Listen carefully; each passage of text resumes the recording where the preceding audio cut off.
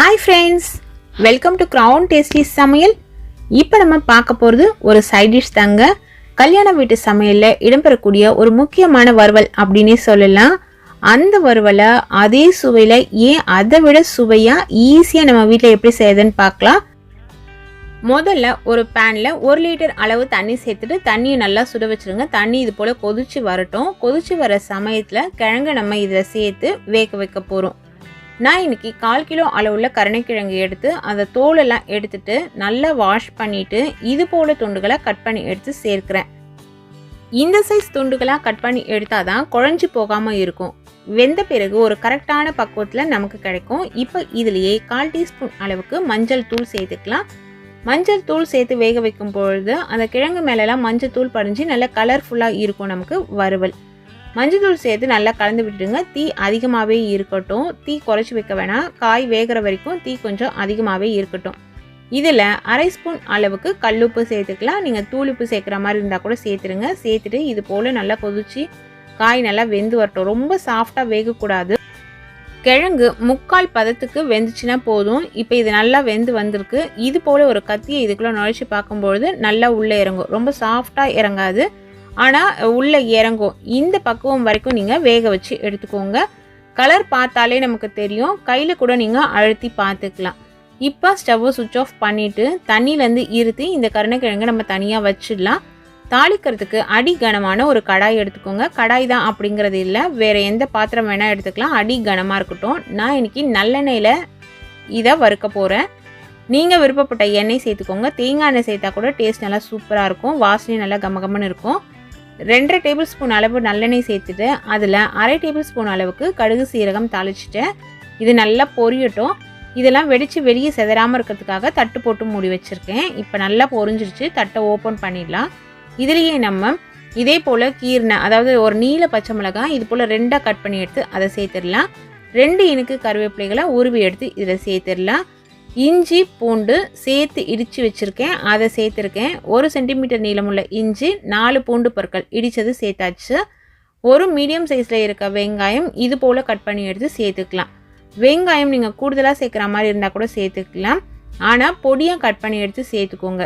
உங்களுக்கு கொஞ்சம் தொக்கு வேணும், நீங்கள் இதே வறுவலை சப்பாத்தி பூரிக்கெலாம் கூட சாப்பிட்றவங்க இருக்கிறாங்க சைட் டிஷ்ஷாக, அது மாதிரி வேணும், கொஞ்சம் இலகலாக வேணும் கிரேவியாக அப்படின்னு நீங்கள் நினச்சிங்கன்னா இதில் வெங்காயம் கூடுதலாக சேர்த்துக்கலாம்.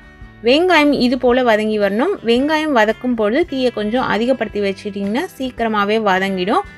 இந்த பக்குவத்தில் வெங்காயம் வதங்குற வரைக்கும் நல்லா வதக்கி விட்டுடுங்க. இதில் தக்காளி சேர்த்துக்கலாம். நல்லா மீடியம் சைஸில் இருக்க தக்காளியாக இருந்ததுன்னா ஒரு 1.5 தக்காளி அளவுக்கு சேர்த்துக்கோங்க. ஆனால் நல்லா பழுத்து தக்காளியாக இருக்கட்டும். பழமான தக்காளி சேர்த்தாதான் வறுவல் நல்லா சுவையாக இருக்கும் நமக்கு.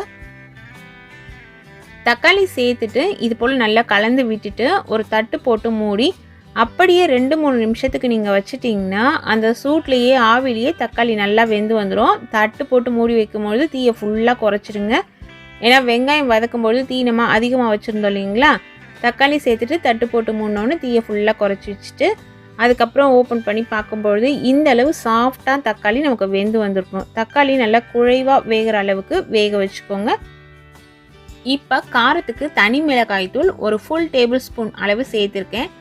அதே அளவு தனியாத்தூள் ஒரு ஃபுல் டேபிள் ஸ்பூன் அளவு சேர்த்துக்கோங்க. காரம் உங்களோட விருப்பப்படி கூடுதலாகவோ இல்லை குறைவாகவோ கூட நீங்கள் சேர்த்துக்கலாம்.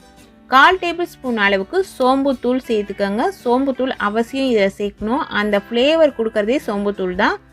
1/4 டீஸ்பூன்லேயும் பாதி அளவு மஞ்சத்தூள் சேர்த்துக்கலாம். ஏற்கனவே நம்ம மஞ்சத்தூள் சேர்த்துருக்கோம் இல்லைங்களா, அதனால இது புளித்தண்ணி ஒரு 3 டேபிள் ஸ்பூன் அளவுக்கு சேர்த்துக்கோங்க. சில புளி ரொம்ப புளிப்பாக இருக்கும், அதுக்கேற்ற மாதிரி நீங்கள் கூடுதலாகவோ இல்லை குறைவாகவோ சேர்த்துக்கலாம். ஆனால் புளித்தண்ணி அவசியம் சேர்க்கணும். இது கருணைக்கிழங்கு சமையல் அப்படிங்கிறதுனால புளித்தண்ணி சேர்த்து செஞ்சாதான் அந்த அரிப்புத்தன்மை இல்லாமல் இருக்கும். புது கருணைக்கிழங்காக இருந்துச்சுன்னா நீங்கள் புளித்தண்ணி சேர்க்காமல் செஞ்சிட்டிங்க அப்படின்னா அது சாப்பிடும்பொழுது வாயெல்லாம் நமக்கு அரிப்புத்தன்மையை உண்டாக்கிடும். அதனால தான் இப்போ மசாலா பொருட்களோட அந்த பச்சை மணம் எல்லாம் கொஞ்சம் மாறி இருக்கும். நம்ம ஏன்னா தட்டு போட்டு மூடி லோ ஃப்ளேம்லேயே ஒரு 4-5 நிமிஷம் வச்சுருந்தோம். அதனால தான் இப்போ பார்த்தீங்கன்னா அந்த தண்ணி கூட லைட்டாக சுருங்கி இருக்கும். இது வரைக்கும் இந்த கிரேவிக்கு உண்டான உப்பு நம்ம சேர்க்கவே இல்லை. உப்பு சேர்த்துக்கோங்க. ஏற்கனவே கருணைக்கிழங்குல நம்ம சேர்த்துருக்கோம். அதனால அதை ஞாபகத்தில் வச்சு இந்த கிரேவிக்கு உண்டான அளவு உப்பு மட்டும் குறைவாக சேர்த்துக்கோங்க. தேவைப்பட்டதுன்னா பிறகு சேர்த்துக்கலாம். திரும்பவும் தட்டு போட்டு மூடி இதை அப்படியே நல்லா சுருங்க விட்டுடலாம். இப்போ ஒரு 2-3 நிமிஷம் இருந்துச்சுன்னா போதும். ரொம்ப சுருங்க தேவையில்லை. இது போல் இருக்கணும். ஆனால் அந்த மசாலா பொருட்களோட பச்சை மணம் மாறுறதுக்காக தான் நம்ம வெயிட் பண்ணோம். எண்ணெய் லைட்டாக பிரிய ஆரம்பிச்சிச்சு. இந்த சமயத்தில் வடிகட்டி வச்சுருக்க கருணைக்கிழங்கு இதில் சேர்த்துக்கலாம். பார்க்கும்போதே தெரியுது பாருங்கள், கருணைக்கிழங்கு அந்த ஷேப் மாறாமல் இருக்குது. நிறைய வேக விட்டுட்டா குழஞ்சி போயிடும், ஷேப் மாறிடும். அதனால தான் இப்போது இதில் கொஞ்சமாக புளி தண்ணி நான் சேர்த்துக்கிறேன். புளி தண்ணி தேவைப்பட்டது டேஸ்ட்டு பார்த்ததில், அதனால கொஞ்சமாக, அதாவது ஒரு 2 டீஸ்பூன் அளவுக்கு புளி தண்ணி சேர்த்துக்கோங்க. உங்களோட விருப்பம் தான் அந்த புளி தண்ணியை கூடுதலாகவோ இல்லை குறைவாகவோ சேர்க்கறது. ஆனால் கருணைக்கிழங்கு சமையலை பொறுத்த வரைக்கும் புளி தண்ணி சேர்த்தா தான் அதனோட சுவை நல்லாயிருக்கும். இப்போ நல்லா கலந்து விட்டாச்சு. இதுக்கு ஒரு ஸ்பெஷல் பேஸ்ட் நம்ம ரெடி பண்ண போகிறோம். அதுக்கு 1/4 மூடி அளவு தேங்காய் சில்லு சேர்த்துருக்கேன். அதில் 3 முந்திரி பருப்பு சேர்த்துருக்கேன். நீங்கள் தேங்காய் கூடுதலாகவோ குறைவாகவோ சேர்த்துக்கோங்க. அதே போல் தான் முந்திரி பருப்பும். இதை நல்லா விழுதாக அரைச்சி எடுத்து வச்சுக்கோங்க. இந்த விழுது தான் கல்யாண வீடுகளில் நம்ம சாப்பிடும் பொழுது சேர்ப்பாங்க. அந்த டேஸ்ட்டு கொடுக்கறதே இந்த விழுது அப்படின்னு நம்ம சொல்லலாம். இதுவும் சோம்பு தூளும் தான் அந்த ஃப்ளேவரும் நமக்கு டேஸ்ட்டும் கொடுக்கறது. அந்த விழுதை எடுத்து இதில் நம்ம ஊற்றிடணும். ஊற்றும் பொழுது வீடியோ ஷூட் பண்ண மறந்துட்டேன் நான். அதனால அது ஸ்கிப் ஆகிடுச்சு. ஊற்றி நல்லா கலந்து விட்டுட்டு தீயை நல்லா குறைச்சி வச்சு இது போல் எண்ணெய்லாம் நம்ம பிரிஞ்சு வரணும். இதில் அது வரைக்கும் வேக விட்டுக்கோங்க. இந்த விழுது சேர்த்துட்டு வேக விடும்பொழுது தீயை நல்லா குறைச்சி வச்சுருங்க. குறைச்சி வச்சா தான் இது போல் எண்ணெய் நல்லா பிரிஞ்சு வரும். அதனோட பச்சை மணம் போகும். விழுது சேர்த்து 5லேருந்து ஒரு 6 நிமிஷம் வரைக்கும் லோ ஃப்ளேமில் இருந்தால் போதும். இது போல் ஒரு பதத்தில் வறுவல் நமக்கு ரெடி ஆகிடும். இந்த சமயத்தில் நல்லா ஃப்ரெஷ்ஷாக கட் பண்ண கொத்தமல்லி இலைகளை இதில் சேர்த்துக்கோங்க. கொத்தமல்லி இலைகள் அவசியம் சேர்க்கணும்.